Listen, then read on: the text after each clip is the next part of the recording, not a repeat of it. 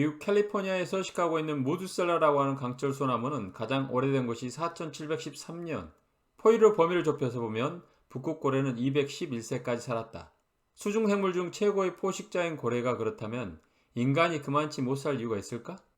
2003년 4월 15일 전 세계는 빅뉴스를 전했다. 게놈, 즉 인간 유전체의 지도가 완성되었다는 소식이었다.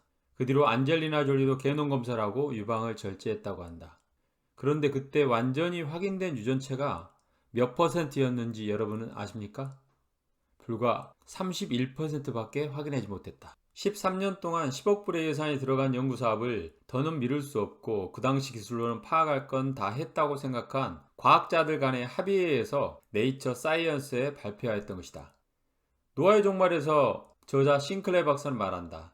2003년 이래로 그 당시 기술로는 파악이 안 되었던 이중나선 지도 안에서 장수 유전자의 존재를 확인하였다.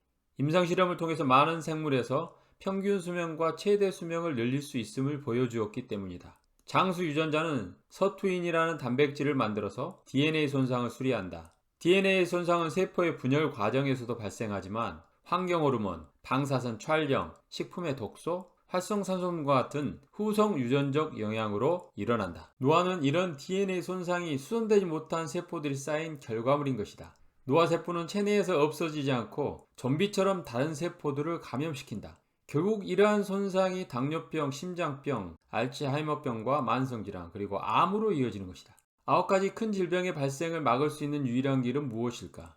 그렇다. DNA가 손상되는 노화를 막는 것이다.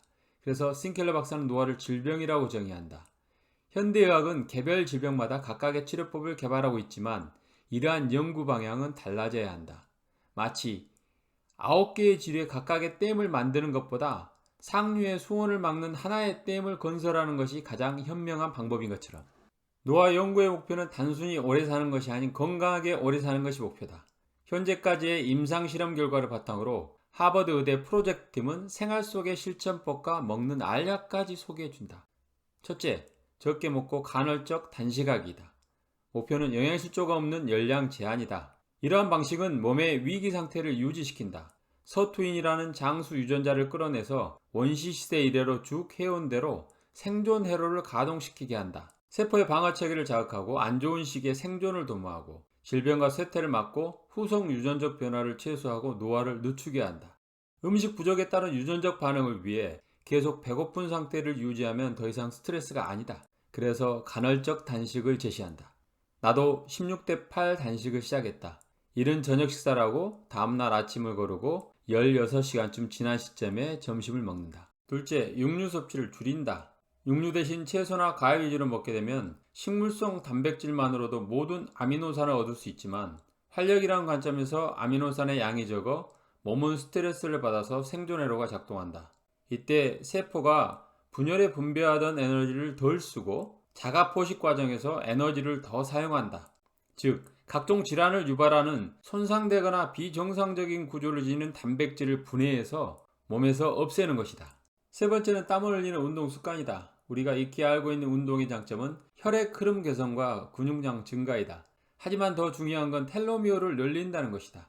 힘들다는 느낌이 들 때까지 격렬하게 운동하여 저산소증이 생기면 몸에 스트레스가 생긴다. 특히 고강도 가벼운 운동을 반복하는 인터벌 트레이닝이 필요하다. 나는 최근 자전거 타는 유튜브 채널을 보면서 50초는 전력 질주, 10초는 천천히 반복하면서 20분 정도를 실천하고 있다. 여러분은 알약이 노화 치료제라면 믿기십니까? 나 또한 그랬다. 싱글레 박사는 자신의 가족 모두와 심지어 나이 든 반려견까지 먹인다고 하는데 그의 올해 70대 중반의 나이 든 아버지 예를 든다. 메트포르민과 NAD 증진제인 NMN을 매일 하나씩 먹고 나서 6개월 뒤부터 난청, 노안, 피로감 등 노쇠 현상이 현격하게 나아져서 지금은 10대 청소년처럼 호주 대륙을 등산하고 바이크로 오지숲을 횡단하고 짚라인을 즐기며 웃음이 떠나지 않는다고 한다. 나도 2달 전부터 NMN을 매일 하나씩 복용하고 있다. 미 FDA는 작년에 노화를 질병으로 분류하였다. 9가지 질병을 예방할 수 있는 한 가지 방법은 나이가 젊으나 많으나 관심을 가져볼 만한 정보다. 책에나크였습니다. 구독과 좋아요는 사랑입니다. 감사합니다.